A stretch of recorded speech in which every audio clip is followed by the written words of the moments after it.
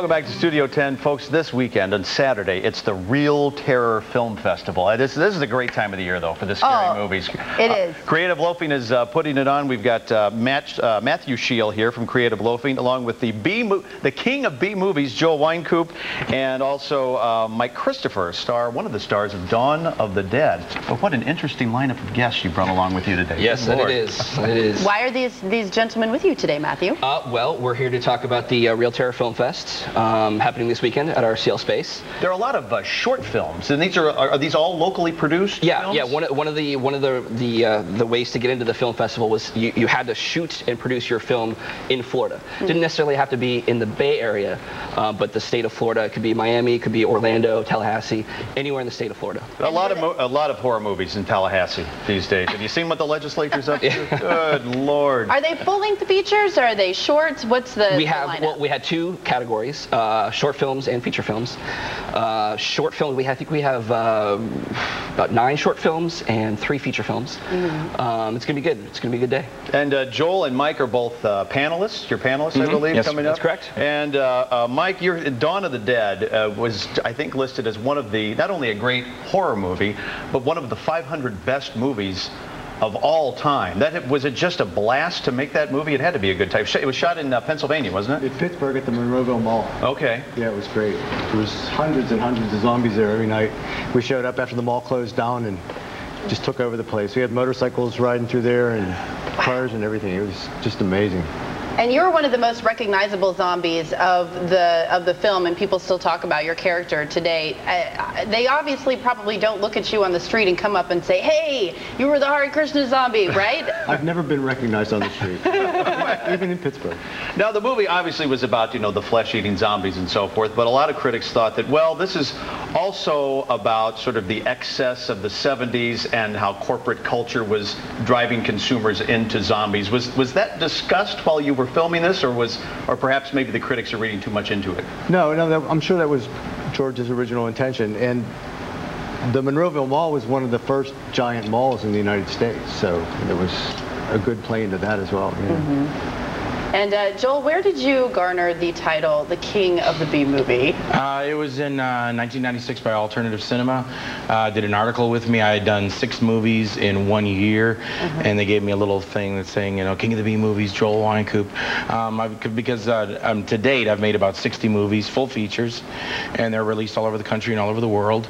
And I have a pretty good following all over the world for these type of movies. Although I've done others. I've also done martial art movies and comedies and dramatic pieces and stuff, but it all started with the horror, with my movie Truth or Dare, Killing Spree, Creep, Wicked Game, Screaming for Sanity. Those are a lot of horror movies, Rot, and those are really what got me my mark as far as into the horror world. You've produced and starred and directed. Do you like doing all of it, or what is the most fun aspect of horror films as far as you go? The most fun for me is the acting, but I've directed too, because Lost Faith and The Bite, I directed both those full features, and that's pretty cool too, because you're really in command, and it's the way you want to see the picture come out. It's not you acting for another director and them saying, and then you saying, "I'd like to see it this way," and the director going, "We're not doing it your way. I'm the director." Right. So when you're the director and the actor and the producer, you can pretty much do what you want. So it was kind of cool to be able to, wear all those hats, and it keeps you really busy and everything, but it's pretty awesome to have that complete control and shoot it the way you want it shot. It seems like Real Terror is going to draw a lot of prospective filmmakers, and what would be your advice to some of these young up-and-comers? I'd say the same thing my partner Tim Ritter has always said for years, and that is, it doesn't matter what you shoot on. Don't get caught up in because you don't have a red camera. Just get your product out there. Now, what does that mean, red camera? Red camera is like the most expensive camera on the market. It's got the most lines, a high-resolution camera. A lot of filmmakers now are using that. There's only so many in the world or something that you can get a hold of, but it's like the major best. And a lot of people get caught up with the quality. The quality's got to be so great.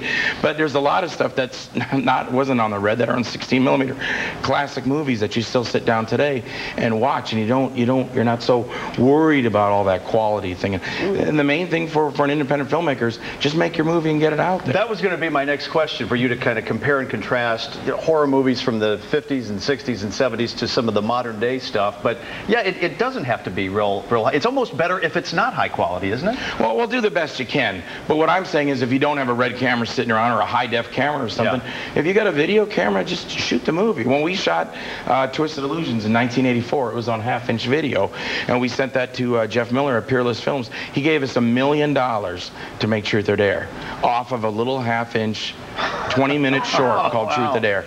He saw it, liked it. He wasn't going, oh, the quality's not good enough for me to give you. No, he liked it, and he goes, I'm going to give you guys $1 million, make me a movie. And actually, one of the short films in the festival is shot so it looks like it's lower quality. Really? Like on purpose? Yeah, it was the way that it was shot. It was supposed to look like it was an old school film, almost like a 70s horror film feel. Which one is that? I believe it is Knickerknockers. Okay. Oh, Knickerknockers, talk okay. us through, That's Matthew, Rob Cray's movie. Talk us through some of the other films that people are going to be able to see during the day, or just some of the genres that they'll get to see. You know, I've seen so many. You guys had to select them, right? We did, yes. And actually, as a matter of fact, last night we showed a couple at the Space to some of the employees. So we saw some good. We watched Knickerknockers. I believe I've seen Brainjacked. That was another good one. Really great shot of the St. Pete Pier in Brainjacked. Oh, that's true. Yeah. God, Spaventari. Simone, another good one. Really good twist in Simone. So there's going to be some really good short films for people to see. We're just about out of time, Mike. I wanted to ask you, because we like to do this thing called a Wikipedia fact check. And in regard to Dawn of the Dead, according to Wikipedia, there is an alternative ending that was shot where everybody commits suicide at the end of the movie. Is that true? There's a lot of discussion on that. I've heard pros and cons to that story. Well, no, wait a minute. You were there when they were shooting. Well, I was there for 3 days. Okay. You know, so yeah, I know there's a lot of different scenes that were shot for the movie, but I'm not sure if that ever came out. That may be something that we'll just have to ask George himself. Call it even. There's the details, folks. A real terror film fest. A lot of good short films. 2 different sections of short films, I believe. 2 sections of short films and 2 features. And right there at the Space. The Space. CL Space. CL Space. At high noon. Thanks very, very much, guys, for coming in. Thank you. Thank you. Thanks for having me. Up next.